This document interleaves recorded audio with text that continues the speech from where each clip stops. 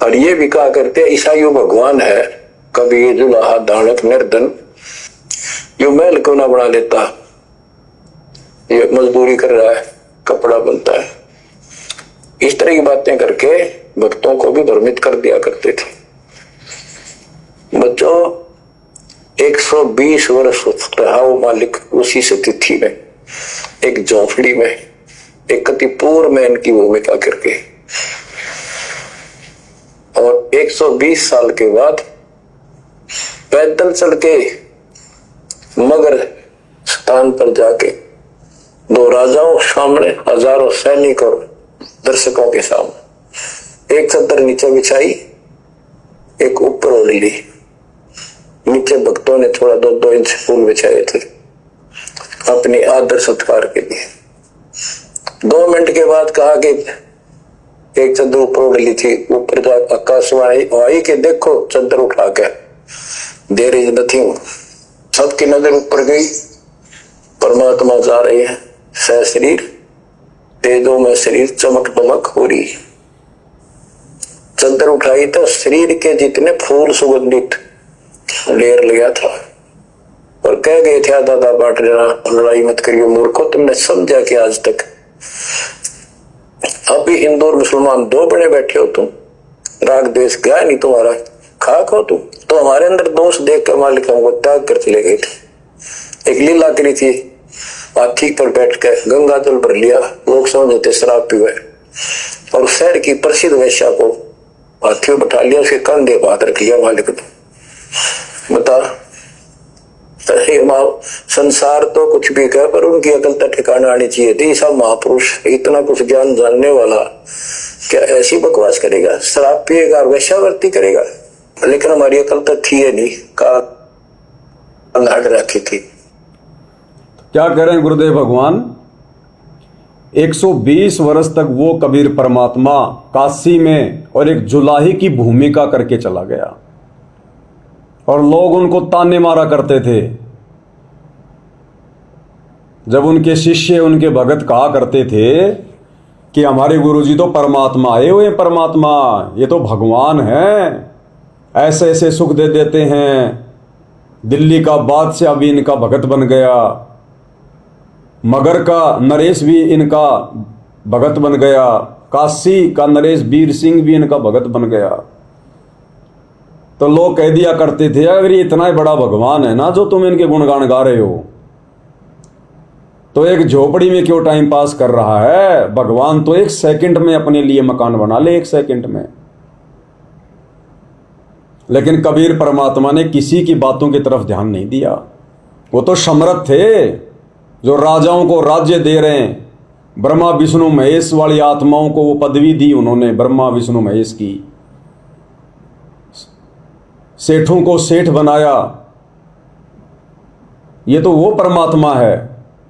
1 second में परमात्मा नई सृष्टि रच दे। एक महल की बात तो छोड़िए, 1 सेकंड भी नहीं लगे परमात्मा को पूरी सृष्टि को नष्ट करके और 1 सेकंड में नई सृष्टि रच दे। लेकिन आप और हमारे को शिक्षा मिलती है गुरुदेव के लीलामय जीवन से, जो 650 साल पहले उन्होंने जिया। लोग कहा करते थे तुम्हारा गुरु इतना बड़ा भगवान है, इतना बड़ा चमत्कारी है, तो अपना महल क्यों ना बना ले, अपना मकान क्यों ना बना ले, झोपड़ी में क्यों टाइम पास कर रहा है, क्यों ये गरीबी में टाइम पास कर रहा है। और परमात्मा को भी बहुत कहा करते थे कहने वाले, लेकिन परमात्मा पर किसी की बातों का कोई असर नहीं होता था। आप और हमें शिक्षा दे रहे हैं गुरुदेव वर्तमान में कि तुम्हारे गुरु ने तुम्हें जिस प्रकार से भक्ति मार्ग पर चलने के लिए प्रेरित किया है, मार्गदर्शन किया है, केवल तुमने उसी हिसाब से चलना है। दुनिया वालों की देखा देखी, दुनिया वालों के कहने से, दबाव देने से, लोक लाज में आकर तुमने कोई मर्यादा भंग नहीं करनी है। आवश्यकता से ज्यादा तुमने किसी वस्तु का संग्रह नहीं करना है। भले तुम्हारे पास तुम्हारे भाग्य का, तुम्हारे प्रारब्ध का कितना ही धन क्यों ना है, कितना ही पैसा क्यों ना है, लोगों के कहने से तुमने सरपंची के फार्म नहीं भरने, लोगों के कहने से तुमने कार और कोठियां नहीं खरीदनी है। लोगों का काम है कहना, 650 साल पहले परमात्मा ने एक उदाहरण पेश किया कि भाई गरीब से गरीब आदमी भी परमात्मा प्राप्ति कर सकता है। गरीब से गरीब भी परमात्मा प्राप्ति के लिए धन की आवश्यकता नहीं, धनवान की आवश्यकता नहीं, राजा बनने की आवश्यकता नहीं है। उन्होंने खुद एक लीला में जीवन जी के दिखाया कि देखो मेरे से गरीब वर्तमान में हिंदुस्तान में कोई नहीं होगा। दिन रात मेहनत करता हूं, बड़ी मुश्किल से 2 टाइम की रोटी का जुगाड़ कर पा रहा हूं। टूटी फूटी झोपड़ी जो मुंह बोले माता पिता ने बना रखी थी उसी में रह रहा हूं। नई झोपड़ी भी नहीं बनाई 120 साल तक। और अंत में परमात्मा मगर से सह शरीर गए, सबको दिखाया, सबको दिव्य दृष्टि दी और यह साबित किया कि देखो परमात्मा प्राप्ति के लिए, भक्ति करने के लिए, राजा महाराजा बनने की, बहुत ज्यादा विद्वान बनने की, ज्ञानी बनने की, या कोई धनवान बनने की, या कोई बड़ी जाति में पैदा होने की कोई आवश्यकता नहीं है। घर छोड़ के जाने की आवश्यकता नहीं, जंगल में जाने की आवश्यकता नहीं, कोई तप करने की आवश्यकता नहीं। उन्होंने एक ऐसा लीला में जीवन जी के दिखाया, क्योंकि जब जब परमात्मा धरती पर आते हैं सतगुरु रूप में, लीला में जीवन जीते हैं, उनका जीवन भी एक शिक्षा होती है, शिक्षा। तो 650 साल पहले भी उन्होंने पंडित रामानंद जी को अपना मुंह बोला गुरु बनाकर एक सुयोग्य शिष्य की और एक अच्छे भगत की भूमिका निभा के दिखाई, एक संदेशा दिया। और वर्तमान में भी वही कबीर परमात्मा सतगुरु रामपाल जी, आदरणीय राम देवानंद जी को अपना मुंह बोला गुरु बनाकर एक नेक शिष्य और सुयोग्य भगत की भूमिका करके दिखा रहे हैं। आप और हम भगत भाई बहनों ने किस प्रकार से भक्ति मार्ग पर सफलता प्राप्त करनी है, दुनिया नहीं देखनी। इस भक्ति मार्ग में सफलता के लिए अगर आपकी नौकरी भी आपको बाधा दे रही है तो वो नौकरी भी छोड़ दो, ठोकर मार दो उसके। गुरुदेव भगवान ने नौकरी छोड़ के दिखाई, क्योंकि नौकरी बीच में बाधक बन गई थी, छुट्टियां नहीं मिलती थी, अफसर उनसे नाराज होते थे। अंत में गुरुदेव ने रिजाइन दे दिया, रिटायरमेंट में केवल 2 साल बाकी थी। साथी कह रहे थे भाई क्यों रिटायरमेंट ले रहा है, क्यों इस्तीफा दे रहा है, क्यों रिजाइन दे रहा है, 2 ही तो साल बची है, एडजस्ट कर ले, अच्छी खासी पेंशन बन जाएगी। गुरुदेव ने कहा कि नहीं, जो नौकरी मुझे अब मिली है ये नौकरी फिर दोबारा नहीं मिलेगी, और ये बाकी नौकरियां तो असंख्य जन्म हो गए हमारे को करते हुए, और हम आज मांगते हैं गुरुदेव से नौकरी है। गुरुजी बच्चा इंटरव्यू देने गया है, गुरुजी दया करियो छोरा नौकरी लग जाए। एक छोटी सी नौकरी के लिए 10, 15, 20, 50 हजार की नौकरी के लिए हम मर्यादाओं की परवाह नहीं कर रहे, जबकि गुरुदेव ने बताया कि भक्ति के लिए तो अब्राहिम सुल्तान ने अपना आलीशान राज्य त्याग दिया, लाखों की संख्या में, करोड़ों की संख्या में जिसके यहां नौकर हुआ करते थे, उसने अपना राज्य त्याग दिया। जो भी वस्तु उसको मोक्ष में बाधक लगी उसने सब त्याग दी। तो गुरुदेव ने एक शिक्षा दी हमें कि मेरे से ज्यादा मांगने की जरूरत नहीं है। ये संसार की संपत्ति, भौतिक सुख, नौकरी, बेटा बेटी, कार कोठी, ये मांगने की जरूरत नहीं है। भक्ति मांगना, भक्ति, मर्यादा मांगना, मर्यादा। तो खुद गुरुदेव भगवान ने नौकरी को ठोकर मार के और एक उदाहरण पेश किया। तो यदि भक्ति मार्ग में कोई ऐसा समय आ जाए कि आपकी नौकरी और मर्यादाओं में अगर एक को चुनना पड़े, तो बिना सोचे समझे उसी समय अपने गुरुदेव के लीला में जीवन को ध्यान में रखते हुए तुरंत ठोकर मार देने चाहिए, तुरंत, चाहे वो 1 लाख रुपए महीने की तनख्वाह वाली नौकरी क्यों ना हो। तब हम सतगुरु पाएंगे, परमात्मा पाएंगे। तो आज भी गुरुदेव पल पल अपने लीला में जीवन से आप और हमें शिक्षा दे रहे हैं। बाकी तो दास बहुत बार अन्य बातों का जिक्र कर चुका है कि जिस प्रकार गुरुदेव भगवान हमें शिक्षा दे रहे हैं कि ना उनका कोई दोस्त है, ना उनका कोई मित्र है, ना उनका कोई बेस्ट फ्रेंड है। तो आप और हमारा भी भक्ति मार्ग पर ना कोई दोस्त होना चाहिए, ना कोई मित्र होना चाहिए, ना कोई बेस्ट फ्रेंड होना चाहिए। हमने सभी के साथ समान रूप से व्यवहार करना है। अपनी मर्यादाओं को ध्यान में रखते हुए, अपनी मर्यादा बचाते हुए। पहले मर्यादा है, गुरुदेव अपनी लीला में जीवन काल में कभी भी किसी पिकनिक पर घूमने नहीं गए। कुल्लू, ऊटी, मनाली, शिमला, कहीं भी घूमने नहीं गए, कहीं भी पिकनिक मनाने नहीं गए, कहीं भी अपनी फैमिली को लेकर नहीं गए टूर पर। इस काललोक में और पिकनिक मनाएंगे हमें ज्ञान ही नहीं है, अभी हमने तत्व ज्ञान को समझा ही नहीं है, एक सेकंड का यहां भरोसा नहीं है। और इन बकवादों से फिर सतगुरु नाराज होता है, मर्यादा टूटती है। अभी कुछ ही दिन पहले आप भाई बहनों ने सोशल मीडिया पर देखा होगा, पाकिस्तान की घटना थी। एक पूरा का पूरा परिवार, मुस्लिम परिवार पाकिस्तान का, कम से कम 10 से 15 व्यक्ति, छोटे बच्चे भी, बेटा बेटी भी, उसके माता पिता भी, और एक नदी के बीच में बैठकर पिकनिक मना रहे थे। कुछ देर पहले तो नाच रहे थे, गा रहे थे, बैठ के वहां खाना खा रहे थे, मौज मस्ती कर रहे थे, वीडियो बना रहे थे, सेल्फियां ले रहे थे, आनंद ले रहे थे। अचानक से बारिश आ गई, उस नदी में अचानक से पानी आ गया। उस पूरे परिवार ने नदी को पार करने का पूरा प्रयास किया, लेकिन पानी का बहाव तेज था। अंत में वो सारा परिवार एक जगह खड़ा हो गया, एक दूसरे को पकड़ के, जहां पर थोड़ी सी ऊंचाई वाली जगह थी। चारों तरफ उनके पानी पानी फैल गया, चारों तरफ धीरे धीरे पानी का स्तर बढ़ता गया। लोग दूर खड़े होकर देख रहे हैं, वीडियो बना रहे हैं, लेकिन मदद कोई नहीं कर पा रहा। उन्होंने भी काफी प्रयास किया, शासन और प्रशासन को फोन किया, लेकिन कोई सुनवाई नहीं हुई।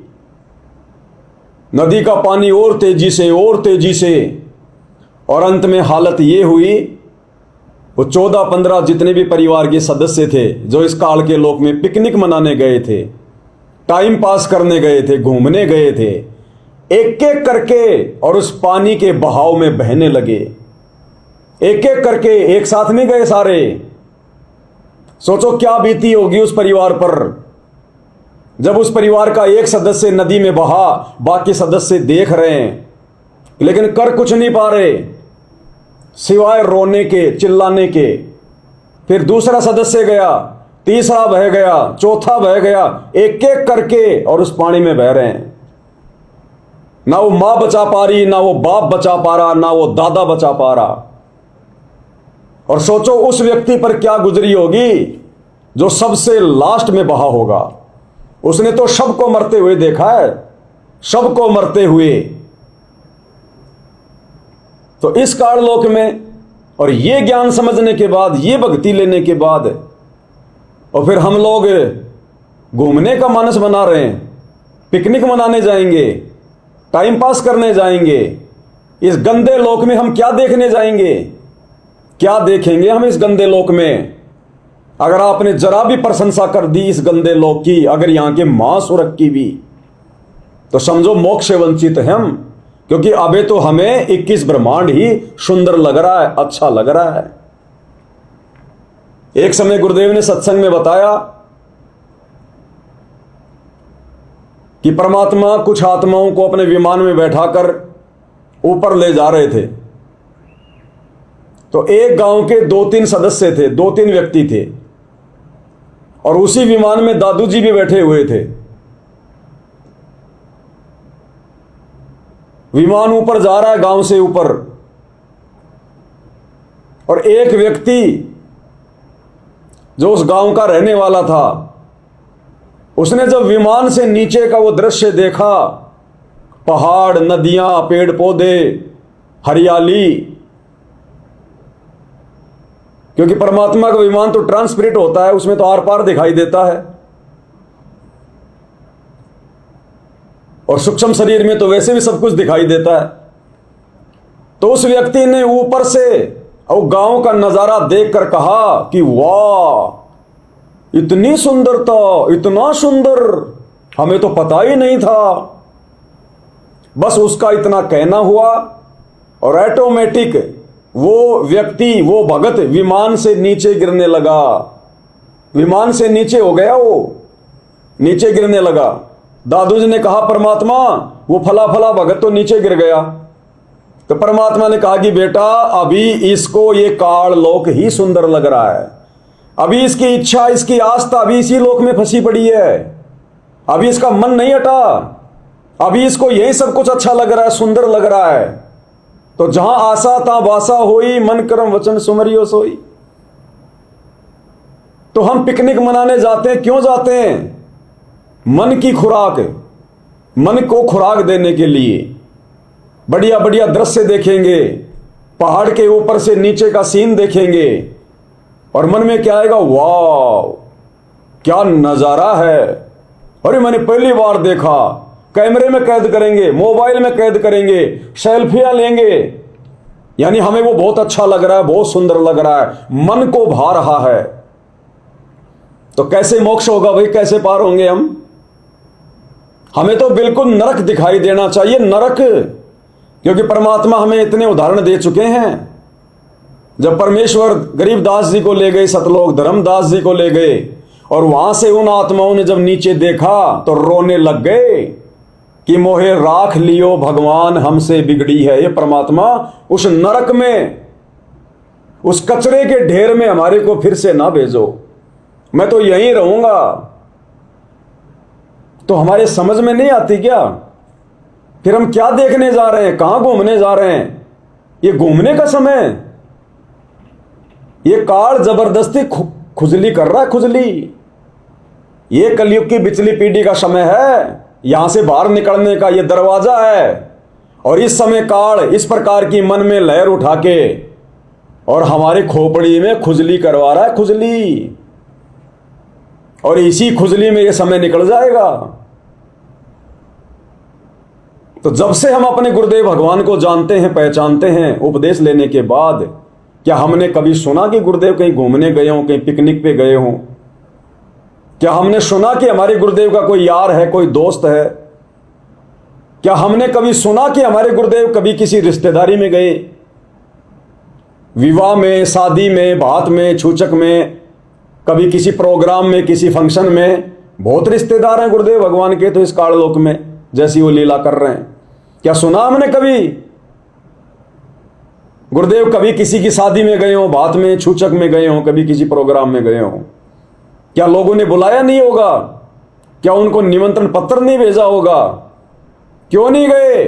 गुरुदेव को पता था अगर मैं जाऊंगा तो मेरे बच्चे कैसे रुकेंगे, मेरे भगत कैसे रुकेंगे, मेरे भगत तो मुझे देख के सीखेंगे ना। बेटा बेटी तो माँ बाप को देखकर ज्यादा सीखते हैं, तो गुरुजी हमारी माँ, गुरुजी हमारा बाप, हम तो उनको देखकर सीखेंगे ना। क्या सुना कभी आपने?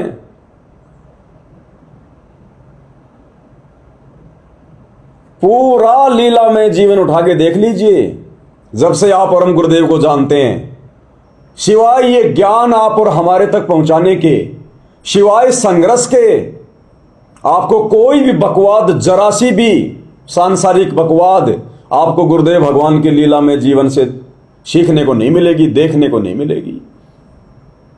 केवल उनका एक ही प्रयास रहा है कि किसी भी प्रकार से ये ज्ञान, ये तत्व ज्ञान जन जन तक पहुंचा दूं। पूरी तरह से गुरुदेव ने अपने आप को डिवोट कर दिया इस मिशन में। ना खाने की चिंता, ना सोने की परवाह, ना परिवार, ना रिश्तेदारी, ना घूमना फिरना, सब कुछ आप और हमारे लिए गुरुदेव ने त्याग कर दिया। और ऐसा संघर्ष, भाई और बहनों, इतिहास लिखा जाएगा, इतिहास। ये सारे इतिहास फेल हो जाएंगे आज से पहले के। तो गुरुदेव हमें शिक्षा दे रहे हैं अपने वर्तमान लीला में जीवन से, अगर हम शिक्षा लेना चाहें तो। कभी कोई मर्यादा तोड़ी गुरुदेव ने उपदेश लेने के बाद? 17 फरवरी 1988 को गुरुदेव ने उपदेश लिया, एक अच्छी आत्मा को अपना मुंह बोला गुरु बनाया। क्या सुना आपने कभी कि गुरुदेव ने कभी अपना नाम शुद्ध करवाया हो? सुना कभी? इतनी बार गुरुदेव जिक्र करते हैं, एक बार भी गुरुदेव ने मर्यादा तोड़ी हो, एक बार भी अपना नाम शुद्ध करवाया हो? उन्होंने हमें दिखाया कि गुरु को कैसे प्रसन्न करना है। गुरु तभी प्रसन्न होगा। और ऊपर से काल ने जगह जगह नामदान सेंटर खुलवा दिए। भक्तों को मर्यादाओं की कोई परवाह ही नहीं है। एक भगत जी बता रहे थे, कल परसों आए थे जयपुर में, संडे को छोटी सी सात संगति थी, 5-10 भाई बहन जमा हो जाते हैं आसपास के। तो उस भगत की जो भगतमती है, महुआ से मुकेश भगत जी हैं, उनकी भगतमती थोड़े दिन पहले एक हादसे का शिकार हो गई, क्योंकि उसने उपदेश नहीं ले रखा, ना उसने संकल्प ले रखा, ना वो मर्यादाओं में रहती है, ना वो अच्छे से भक्ति करती है। तो गुरुजी तो किसी के सगे हैं नहीं भाई, ये तो निर्मोही परमात्मा है। जितना गुड़ डालोगे उतना ही मीठा होगा। तो हम सभी भगत भाई बहन आज से 2 महीने पहले उनके घर पर एक छोटी सी सात संगति थी, दौसा में, महुआ में, वहां चले गए। तकरीबन 40-50 भगत भाई बहन होंगे। सुबह गुरुदेव भगवान को उनकी वंदना कर रहे थे, नित्य नियम कर रहे थे सभी भाई बहन। नित्य नियम के बाद में उनकी भगतमती भैंस का दूध निकालने गई। अब उस पूरी संगत में यदि कोई अनुपदेशी था तो केवल उनकी भगतमती, केवल उनकी भगतमती। भैंस का दूध निकालने चली गई। थोड़ी देर बाद पता चला कि भैंस चिमक गई और उसको लात मारी। 2-3 बार यूं घूम गई भैंस उसके ऊपर और पैर से लात मारी, उसका ये जबाड़ा टूट गया, यहां से जबाड़ा टूट गया। मुकेश भगत जी भी भारी थे, दौड़ के तुरंत उनको उठा के अंदर लेके आए। हम लोग गाड़ी लेके गए वहीं के किसी हॉस्पिटल में। उसने कहा भैया मेरे बस की बात नहीं है, चोट थोड़ी ज्यादा है, आप इनको जयपुर ले जाओ। उसके बाद भाई बहनों को विदा किया, सात संगति समाप्त हो गई थी और हमने जयपुर आना था, लेकिन वो हमारी गाड़ी में नहीं आ सकती थी क्योंकि उनको लेट के आना था। एम्बुलेंस कर दी। एम्बुलेंस उनको जो रेलवे का जो ऑफिस है, क्योंकि वो रेलवे में नौकरी करते हैं मुकेश भगत जी, तो रेलवे का जो हॉस्पिटल है वहां ले आए। ऑपरेशन हो गया। 4-5-7 दिन के बाद वापस उनको छुट्टी मिल गई, वहां चली गई वापस महुआ। अब वहां उनसे मिलने के लिए उनकी एक रिश्तेदार आती है, एक लेडीज, और उसके पूरे परिवार ने नाम ले रखा, उस लेडीज ने नाम ले रखा, उस बहन ने जो मिलने गई थी, और उसके ससुर ने नाम ले रखा, पूरा परिवार उपदेशी। तो उसने कहा कि हम एक शादी में गए थे, मैं गई थी, मेरे ससुर जी गए थे, तो ससुर जी तो खाना खा रहे थे इधर उधर, और मेरे को मिल गया मौका, मैं वहां पर डांस करने लग गई, डीजे पर नाचने लग गई। वो सतलोक आश्रमों से जुड़ी हुई है, ध्यान देना। बोला मैं डांस करने लग गई डीजे पर, मेरे ससुर ने देख लिया और बाद में कहा कि बेटा तू क्या कर रही है, गुरुजी ने तो मना किया है नाचना गाना, तेरी तो मर्यादा टूट गई।